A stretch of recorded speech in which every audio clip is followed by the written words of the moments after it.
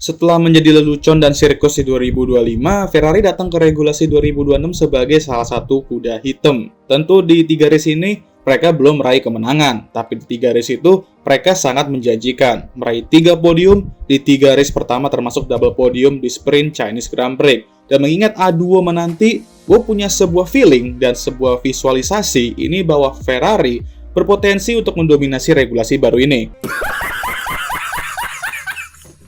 Ya, gue tahu itu reaksi mayoritas kita semua, tapi sabar deh.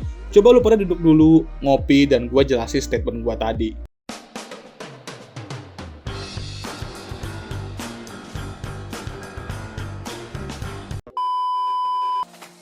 Jadi, apa coba kelebihan mobil Super Funny 26 itu di 2026 ini?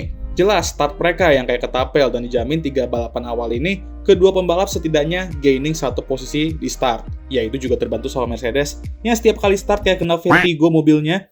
Start ketapel Ferrari ini dikarenakan desain turbocharger yang lebih kecil dan lebih cepat berputar, yang memberikan akselerasi superior itu. Setelah penghapusan MGU-H, power unit Ferrari mengelola turbo lag lebih baik daripada para rivalnya, yang memungkinkan start yang dapat diprediksi dan memiliki traksi tinggi. Selain itu, secara mobil, package mereka tuh juga bisa dibilang yang tergacor musim ini, khususnya ketika melibas slow dan medium speed corner ditambah traksi yang bagus itu. Kemudian, mobil mereka juga lumayan stabil dan kedua pembalap pun mampu nyaman mengenalkan mobilnya, khususnya Lewis Hamilton. Tapi, kekuatan utama Ferrari musim ini tuh ada di reliability. Kita udah lihat tuh power unit kayak RBPT, Audi, dan bahkan Mercedes pun yang terkenal kenceng banget sekarang, sudah ada aja atraksinya kalau ngomongin soal reliability. Kalau Honda yang usah ditanya dah kasihan itu.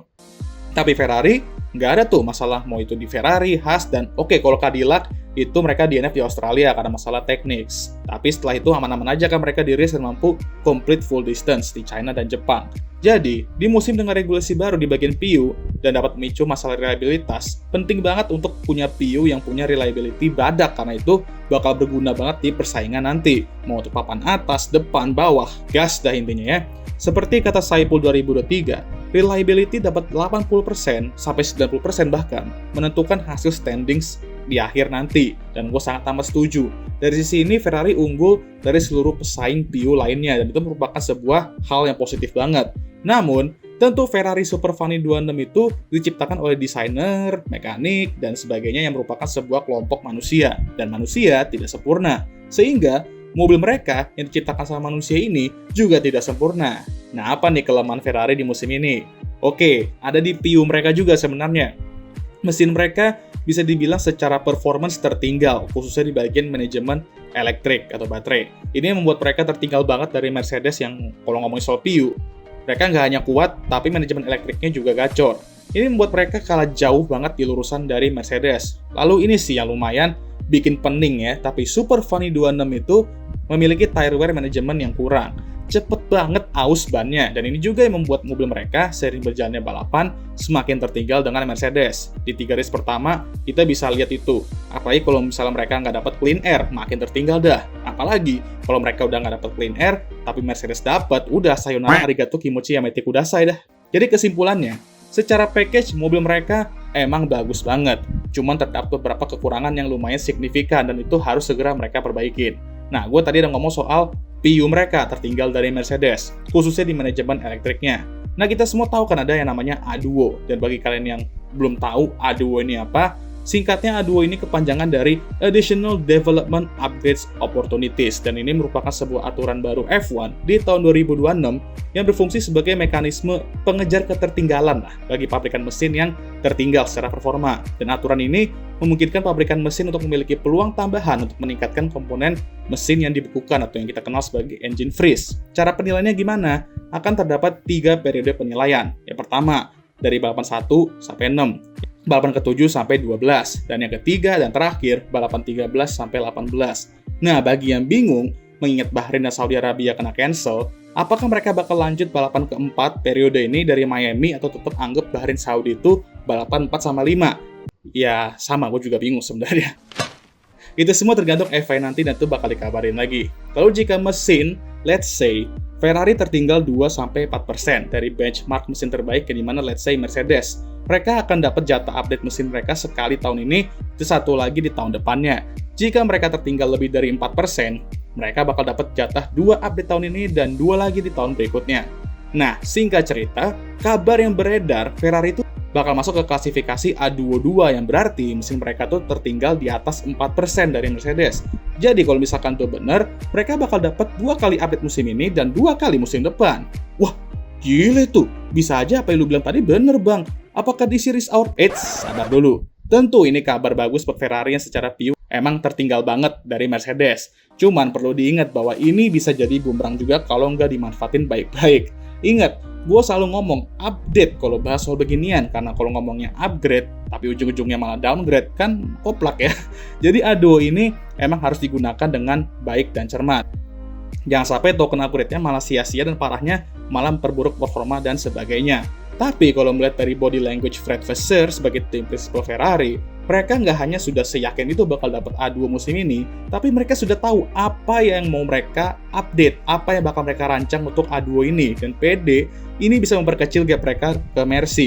Bahkan, Kimi Antonelli yang merupakan pembalap Mercedes saja, udah hampir yakin Ferrari bakal dapat A2 dan nge-cut keunggulan mereka. Jadi bener dong, di series Saurier, ya oke lah bisa jadi. Karena gini, kita berandai-andai aja. Mereka mampu memanfaatkan A2 ini dengan baik. Dan mobil mereka udah setara atau malah di atas Mercedes. Mengingat secara package mereka juga udah bagus mobilnya. Kedua pembalap mereka yaitu Charles Leclerc dan Lewis Hamilton, gua yakin bisa buat Mercedes tuh stres. Buktinya, belum dapat A2 aja di 3 balapan pertama ini udah bikin Mercedes ketar-ketir. Apalagi kalau udah manfaatin A2 dengan baik ya kan? Beneran sih, udah real tahun kuda kah? Gue bisa aja. Are you sure about that? Dan gua nggak akan ngomongin tahun ini aja sebenarnya. Bagaimana dengan tahun depan juga, di mana mereka juga bakal dapat 2 lagi tuh kalau misalnya bener. Bisa aja 2027 akan menjadi tahun di mana Ferrari mendominasi F1. Tapi itu pun perlu diingat, A2 di tahun itu bisa aja mengubah peta persaingannya lagi, karena pasti ada penilaiannya lagi nanti toh, dan akan ada klasifikasinya lagi untuk tim yang tertinggal. Perlu diingat, musim 2025 itu musim di mana Ferrari dapat dikatakan bereksperimen, makanya mereka selontong itu mobilnya. Karena kalau kalian ingat juga di periode sebelum 2026 ya, banyak yang mengatakan bahwa mesin Ferrari itu tertinggal banget. Mereka bakal kesulitan di PU regulasi tahun ini dan sebagainya, yang bikin tifosi itu emang udah pesimis duluan, ditambah 2025 sekacau apa. Nah, gua rasa Ferrari di situ paham akan hal ini dan mereka memutuskan untuk oke, mesin kita emang lontong, tapi kita bakal fokus di bagian aero dan sebagainya agar bisa menutupi kekurangan PU mereka. Dan 2025 dijadikan kelinci percobaan. Mereka rela mengorbankan musim terakhir era regulasi ground effect agar bisa lebih baik ke depannya di regulasi baru nanti. Begitulah mindset jangka panjang.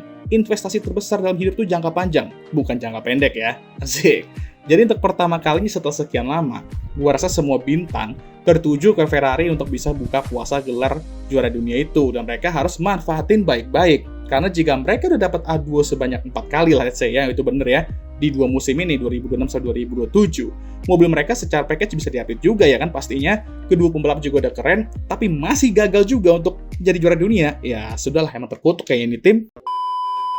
Oke lah, jadi segitu aja untuk video kali ini. Gimana menurut kalian? Apakah kalian merasa bahwa ini saatnya mereka bersinar dan buka puasa, atau malah bisa aja mendominasi F1, atau malah sebaliknya? Tulis saja di kolom komentar. Dan oke lah, jangan lupa untuk like, subscribe, dan share video ini. Dan jangan lupa juga untuk menyalakan lonceng notifikasi agar kalian semua tahu ketika gue ngupload video baru. Jangan lupa juga untuk follow Instagram gue, Daya, abang udah capek. Seperti biasa, videonya akan ditutup oleh. Okay guys, thank you for watching.